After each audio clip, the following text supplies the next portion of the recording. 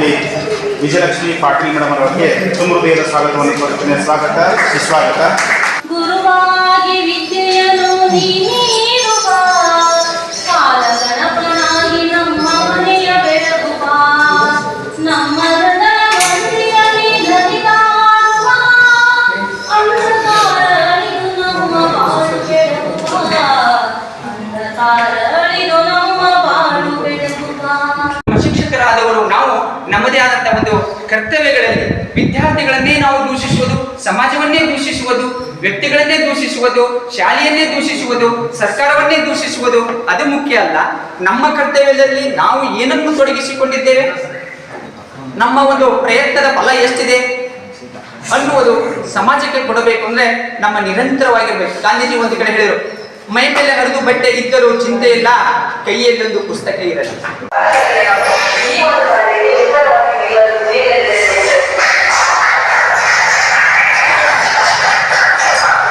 ಪ್ರಾಂಶುಪಾಲರು ಸಹ ಈ ಒಂದು ಗಿಡಕ್ಕೆ ನೀರು ಎರೆಯುವುದರೊಂದಿಗೆ ಉದ್ಘಾಟನಾ ಕಾರ್ಯಕ್ರಮವನ್ನು ನೆರವೇರಿಸಿಕೊಟ್ಟರು.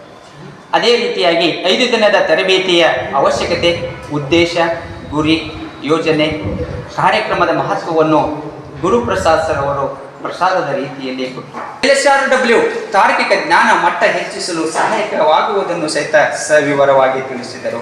FLN ಬುನಾದಿಯ ಸಾಕ್ಷರತೆ ಅಧ್ಯಯನ ಅಂಶಗಳ ರಾಜ್ಯ ಮಟ್ಟದ ವಿಶ್ಲೇಷಣಾ ಮಾಹಿತಿಯನ್ನು ವಿಜಯ ಮೇಡಮ್ ಅವರು ತಿಳಿಸಿಕೊಟ್ಟರು. ಎಜುಕೇಶನ್ ಪಾಲಿಸಿಯ ಕುರಿತು ಚನ್ನಬಸಪ್ಪ RP ಎಂ ಮಾರೇರವರು ತಮ್ಮ ಒಂದು ಪರೀಕ್ಷಾ ವಿಧಾನ ಕುರಿತು ಸವಿವರವಾಗಿ 5, 3, 8, 10ನೇ ತರಗತಿಗೆ ನಡೆಸುವುದು, 2017ರ ಸಾಲಿನಲ್ಲಿ ನಡೆದ ಪರೀಕ್ಷೆಯ ಫಲಿತಾಂಶವನ್ನು ಸಹಿತ ಸವಿವರವಾಗಿ ತಿಳಿಸಿದರು. ಶಿಕ್ಷಕರ ಕೈಪಿಡಿ ಸಾಹಿತ್ಯ ಇದೆಯಲ್ಲ, ಯಾವ ಮಟ್ಟದ ಒಂದು ಕಲಿಕಾಬಲಗಳನ್ನು ಯಾವ ಹಂತದಲ್ಲಿ ಯಾವ ಯೋಜನೆಗಳ ಮುಖಾಂತರ ನಾವು ಮಕ್ಕಳನ್ನು ತೊಡಗಿಸಿಕೊಂಡು ಕಲೀಲಿಕ್ಕೆ ಅವಕಾಶವನ್ನು ಮಾಡಿಕೊಡಬೇಕು. ಸಾಕ್ಷಿಯನ್ನು ಬಂದಿದೆ. ಇವತ್ತು ಇಡೀ ದಿವಸ ನಿನಗೆ ಇಲಾಖೆ ಪಗಾರದ ಜೊತೆಗೆ ನಿನಗೆ ಬೇಕಾದಂಥ ಮೂಲಭೂತ ಎಲ್ಲ ಸೌಕರ್ಯಗಳನ್ನ ಕೊಟ್ಟು ನನ್ನನ್ನು ಇಲ್ಲಿ ಕಳಿಸಿದೆ. ಅವೆಲ್ಲವನ್ನ ತೆಗೆದುಕೊಂಡು ನಾನು ಎಷ್ಟು ತಗೊಂಡು ಹೋಗ್ತಾ ಇದ್ದೀನಿ ಇಲ್ಲಿ. ಅದ್ರ ಬಗ್ಗೆನೂ ಸಹಿತ ಆತ್ಮಾವಲೋಕನವನ್ನು ಮಾಡಿಕೊಂಡು ಉಳಿದಂಥ 4 ದಿನ ಬಹಳಷ್ಟು ಸಮರ್ಥವಾಗಿ ತಗೊಂಡು 10ನೇ ತರಗತಿ ಕಲಿಕಾಫಲ ಏನಿದೆಯಪ್ಪ ಅಂದರೆ ಮಕ್ಕಳು ಸಂಕೀರ್ಣ ಪಠ್ಯವನ್ನು ಸ್ವತಂತ್ರವಾಗಿ ಓದಿ ಗ್ರಹಿಸಿ ಪ್ರಕ್ರಿಯಿಸುವಲ್ಲಿ ವಿಫಲರಾಗಿರುತ್ತಾರೆ ಅಂತ ಇದೆ. 8ನೇ ತರಗತಿಯ ಒಂದು ಕಲಿಕಾಫಲದಲ್ಲಿ ಪಠ್ಯೇತರ ವಸ್ತುಗಳನ್ನು ಗ್ರಹಿಕೆಯೊಂದಿಗೆ ಓದಿ ಮತ್ತು ಓದುವಾಗ ವಿವರವಾದ ಪಾತ್ರಗಳು, ಮುಖ್ಯ ಕಲ್ಪನೆ ಮತ್ತು ಆಲೋಚನೆಗಳು, ಘಟನೆಗಳ ಅನುಕ್ರಮವನ್ನು ಗುರುತಿಸುತ್ತಾನೆ ಅನ್ನುವ ಒಂದು ಕಲಿಕಾಫಲದಲ್ಲಿ ಜಿಲ್ಲೆಯಲ್ಲಿ ಇದರ 45% ಇದೆ, ರಾಜ್ಯದಲ್ಲಿ 52% ಇದೆ, ರಾಷ್ಟ್ರದಲ್ಲಿ 53% ಇದೆ. ಹಾಗಾಗಿ ನಾವು ಈ ಕಲಿಕಾಫಲದಲ್ಲಿ ಹಿಂದುಳಿದಿರೋದ್ರಿಂದ ಇದನ್ನು ನಾವು ಶಾಲಾ ತರಗತಿಯಲ್ಲಿ ಮಕ್ಕಳಲ್ಲಿ ಇದನ್ನು ಇಂಪ್ರೂವ್ಮೆಂಟ್ ಮಾಡಲಿಕ್ಕೆ, ಮಕ್ಕಳಲ್ಲಿ ಈ ಫಲವನ್ನು ಉತ್ತೇಜನಗೊಳಿಸಲಿಕ್ಕೆ, ಔಟ್ಕಮ್ಸ್ನ ನಾವು ತೆಗೆದುಕೊಳ್ಳಲಿಕ್ಕೆ ಏನು ಆ್ಯಕ್ಟಿವಿಟೀಸ್ಗಳನ್ನ ಮಾಡ್ಬೋದು ಅನ್ನೋದನ್ನು ನಿಮಗೆ ಗುಂಪುಗಳನ್ನು ಮಾಡಿದೆ. ಆ ಗುಂಪುಗಳಲ್ಲಿ ಕುತ್ಕೊಂಡ್ಬಿಟ್ಟು ವಿಚಾರವನ್ನು ಮಾಡಿ ಅದ್ರ ಪ್ರಕಾರ ನೀವು ಇಲ್ಲಿ ಮಂಡನೆಯನ್ನು ಕೂಡ ಮಾಡಬೇಕು. ಕನ್ನಡ ಮಾಧ್ಯಮದ ಸಾಧನೆ 76, 5ನೇ ತರಗತಿದು 80 ಇದ್ರೆ ನಮ್ಮದು 76 ಇದೆ ಕನ್ನಡ ಮಾಧ್ಯಮದ್ದು. ಬೇರೆ ಮಾಧ್ಯಮಗಳಿಗೆ ಕಂಪೇರ್ ಮಾಡಿದಾಗಲೂ ಕೂಡ ನಮ್ಮದು ಸ್ವಲ್ಪ ಮೀಡಿಯಂ ಆಗಿದೆ. ಕತೆ ಅನುಕ್ರಮ ಜೋಡಣೆ ಚಟುವಟಿಕೆ, ಒಂದು ಚಿಕ್ಕ ಸಂದೇಶ ನೀಡುವ ಕಥೆಯನ್ನ ವಾಕ್ಯ ರೂಪದಲ್ಲಿ ಹಿಂದೆ ಮುಂದೆ ಮಾಡಿ ನೀಡಿ ಆ ಮಕ್ಕಳಿಗೆ ಅವರು ಅದನ್ನ ಓದಿ ಸರಿಯಾದ ಕ್ರಮದಲ್ಲಿ ಆ ಕಥೆಯನ್ನ ಜೋಡಿಸಿದಂತಹ ವಿದ್ಯಾರ್ಥಿ ಆ ತರಗತಿಯ ಮುಂಭಾಗದಲ್ಲಿ ಬಂದು ಎಲ್ಲ ಮಕ್ಕಳಿಗೆ ಕೇಳುವಂತೆ ವ್ಯಕ್ತಪಡಿಸುವುದು. ಮಂಕುತಿಮ್ಮನ ಡಿ.ಕೆ. ರಾಜರತ್ನಂರವರ ಸಾಹಿತ್ಯ ಓದಿಸುವುದು, ಅದರಲ್ಲಿನ ಅರ್ಥವನ್ನು ಬೆಳೆಸಿ ಹೇಳುವುದು, ಒಂದು ಪೂರ್ಣ ಗದ್ಯ ಪದ್ಯ ಪಠ್ಯಪುಸ್ತಕದ ಬಗ್ಗೆ ವಿದ್ಯಾರ್ಥಿ ತನ್ನ ಮಾತುಗಳಲ್ಲಿ ಸಾರಾಂಶ ಹೇಳಿಸುವ ಚಟುವಟಿಕೆಯನ್ನು ಮಾಡಿಸುವುದು. ಅವರಿಗೂ ಸಹ ಹಾಡುಗಳನ್ನು ಅವ್ರದೇ ಆದಂಥ ಕವಿತೆಯನ್ನು ಕವನಗಳನ್ನು ಬರಲಿಕ್ಕೆ. ಸೊ ಮಕ್ಕಳು ಏನಾಗ್ತದೆ, ತಮ್ಮದೇ ಆದಂಥ ಹೊಸ ಪದಗಳನ್ನು ಕಲ್ಪಿಸ್ಕೊತಾರೆ, ಹೊಸ ಪದಗಳನ್ನು ಸೃಷ್ಟಿಸ್ತಾರೆ. ಅದು ಒಂದು ರುಚಿ ಮುಕ್ತಪ್ಪ ಅಂತಂದ್ರೆ ಹೊಸದಾಗಿ ಓದಕ್ಕೆ ಸ್ಟಾರ್ಟ್ ಮಾಡ್ತಾರೆ. ಹೊಸದು ಓದೋದ್ರಿಂದ ಹೊಸ ಸಾಹಿತ್ಯ, ಹೊಸ ಪದಗಳು, ಹೊಸ ಕವಿಗಳು ಇದೆಲ್ಲ ಬೆಳೀತವೆ. ಹೀಗಾಗಿ ಅವ್ರಿಗೆ ಒಟ್ಟಾರೆ ಹೊಸದಾಗುತ್ತೆ. ಓಕೆ, ಖಂಡಿತವಾಗಿ ಇಡೀ ತನ್ನ ತರಗತಿನಲ್ಲಿರುವಂಥ ಎಲ್ಲ ಮಕ್ಕಳಿಗೂ ಅರ್ಥೈಸುವಂಥ ಮಟ್ಟಕ್ಕೆ ಆ ಮಗು ತರಬೇಕು. ಸಾಹಿತ್ಯಗಳಲ್ಲಿ ಬದಲಾವಣೆ ಮಾಡ್ತಕ್ಕಂಥ ನಾಟಕವನ್ನ ಕಥೆಯನ್ನ ನಾಟಕ ರೂಪದಲ್ಲಿ ಬದಲಾಯಿಸುವ ಕೌಶಲ್ಯವನ್ನು ಬೆಳೆಸುವುದು. ಚಟುವಟಿಕೆ ಏನಪ್ಪಾ ಅಂದ್ರೆ ಒಳ್ಳೆಯದು. ಓದುವ ಕ್ರಿಯೆಯನ್ನ ನಿರಂತರವಾಗಿ ಮಕ್ಕಳು ಅಳವಡಿಸ್ಕೊಡ್ಬೇಕಂತಂದ್ರ ಬುನಾದಿ ಸಾಕ್ಷರತಾ ಚಟುವಟಿಕೆಗಳನ್ನ ಅವರಿಗೆ ಪರಿಚಯ ಮಾಡಿಕೊಡ್ಬೇಕು.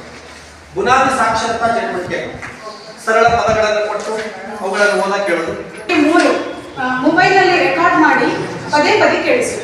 ಈ ಕಲಿಕೆಯಿಂದ ಉಳಿದ ಮಕ್ಕಳಿಗೆ ಓದೋದು ಕಷ್ಟ ಆಗ್ತೈತಿ, ಬರೆಯೋದು ಕಷ್ಟ ಆಗ್ತೈತಿ. ನಾವು ಯಾಕಂದ್ರೆ 35ಕ್ಕೆ ತಗೊಂಡ್ಬರೋದು ಅಂತಂದಾಗ ಅವ್ರು ಓದಿ ಸಣ್ಣ ಸಣ್ಣ ಅಕ್ಷರಗಳನ್ನು ಓದಿ ಅದನ್ನು ಗ್ರಹಿಸೋದು ಕಷ್ಟ ಆಗ್ತೈತಿ. ಅವಾಗ ನಾವು ಏನು ಮಾಡ್ಬೋದು, ಮೊಬೈಲಲ್ಲಿ ರೆಕಾರ್ಡ್ ಮಾಡೋದು, ನೀಟಾಗಿ ಚೆನ್ನಾಗಿ ನಾವು ಕಥೆಯ ರೂಪದಲ್ಲಿ ಅದನ್ನು ಹೇಳೋದು. ಅದನ್ನ ಪದೇ ಪದೇ ಅವರಿಗೆ ಮನೆಯಲ್ಲೂ ಕೇಳೋದು. ನಾವು ಸಮಯ ಸಿಕ್ಕಾಗ ನಾವು ಮೊಬೈಲನ್ನೇ ಕೊಟ್ಟು ಅವ್ರಿಗೆ ಪದೇ ಪದೇ ಕೇಳಿಸೋದ್ರಿಂದ ಅಲ್ಲೂ ಕೂಡ ನಾವು ಸಂಕೀರ್ಣ ಎಷ್ಟೇ ಕಷ್ಟ ಅಂದ್ರೂ ಪದೇ ಪದೇ ಕೇಳಿ ಭಾಳ ನೆನಪಿರುತ್ತೆ. ನಾವು ಯಾವಾಗಲೂ ಹಾಡನ್ನು ಕಥೆಯನ್ನು ಗುಂಗುರಿಸ್ತಾ ಇರ್ಬೇಕು. ಮಕ್ಕಳು ಕೂಡ ಅದೇ ರೀತಿ ಮಾಡೋದ್ರಿಂದ ನಾವು ಮೊಬೈಲ್ ಬಳಕೆ ಮಾಡಬೇಕಾಗ್ತದೆ. ಇದನ್ನ ಸಕಾರಾತ್ಮಕವಾಗಿ ಮಗು ಮೊಬೈಲನ್ನು ಬಳಕೆ. ಕಲಂ ಹೇಳ್ತಾರೆ, ತಪ್ಪುಗಳು ಬೇಗ ನಡೆದ್ಬಿಡ್ತವೆ, ತಪ್ಪುಗಳು ಕ್ಷಣಾರ್ಧದಲ್ಲಿ ನಡೆದ್ಬಿಡ್ತವೆ.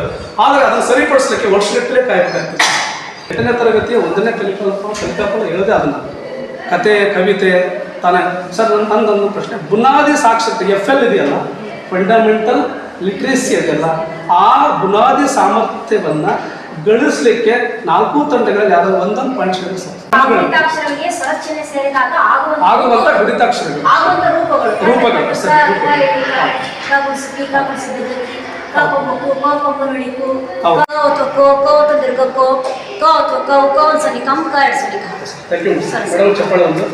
ಲರ್ನಿಂಗಿಗಾಗಿ ಈ ವ್ಯಾಲ್ಯೂಯೇಷನ್ ಇರ್ತಕ್ಕಂಥದ್ದು.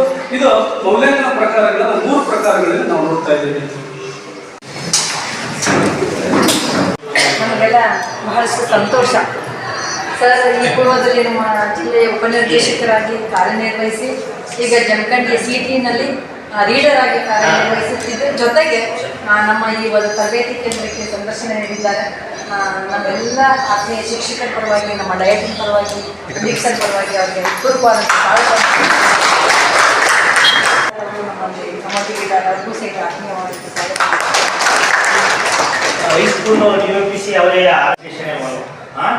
ಆ ಮಕ್ಕಳು ಕಲಿಯಬೇಕಂತದ್ದು ವಿಶ್ಲೇಷಣೆ ಮಾಡಬೇಕು.